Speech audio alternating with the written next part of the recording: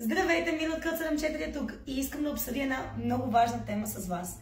А тя е, защо да предпочитате естественото дърво пред ламината, когато избирате под за вашия нов дом. И естественото дърво и ламината могат да дойдат в толкова много цветове, а даже и повече, но има ключови разлики. Сега, една от разликите, разбира се, е в усещането. Доколкото модерните ламинати могат да доближат изключително близко визията на естественото дърво, това не значи, че усещането може да бъде повторено. Имайте предвид, пипате естествен материал и пластмаса. Освен това, не е само, че се усещат различно, но и се поддържат различно. Докато един обикновен, хубав, нормален паркет би изисквал поддръжка веднъж на няколко години, говорейки за циклене само, евентуално или дори блокиране на ново, то ламината след 3 години вече започва да скърца, вече има нужда да се пренарежда и реално ви излиза като доста по-голям разход, отколкото естественото дърво. Разлика в поддръжката няма. Паркета и ламината се мият по един и същи начин, но с различни препарати, а разлика в цената не е особено осезаема. Единственото, което е, че ламината става далеч по-хлъзгав и изсъхва далеч по-бавно, отколкото един хубав естествен паркет. Също така, естественото дърво е естествен изолатор.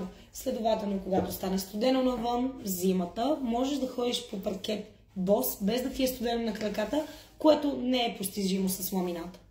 Разбира се, ще кажете, че има ключова разлика в цената, но честно казано не е чак толкова голяма.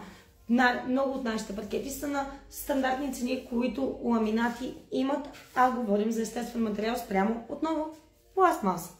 Има ефтини естествени паркети, като някои от нашите са на цени от 70 лева на квадрат, а има ламинати, които са на над 100 лева за квадрат, което означава, че плащате повече пари за по-ниско качество.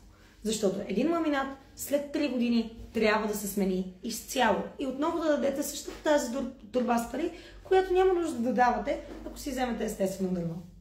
Надявам се това видео да ви е помогнало, за да разберете някои от основните разлики между ламината и между паркетът, за да можете да направите информирано решение следващия път, когато си взимате подова мастилка. Имайте предвид, че ние имаме чудесни цени и голям избор от цветове, но също така и видове дърво и можем да направим всичко за вашия комфорт и за вашия нов дом. Ако имате нужда от повече информация, моля посетете нашия сайт или елате в нашия шоурум, а ако имате директни въпроси, можете да ми ги зададете в коментарите и аз ще ви отговоря с пълно удоволствие. Много ви благодаря и лек ден!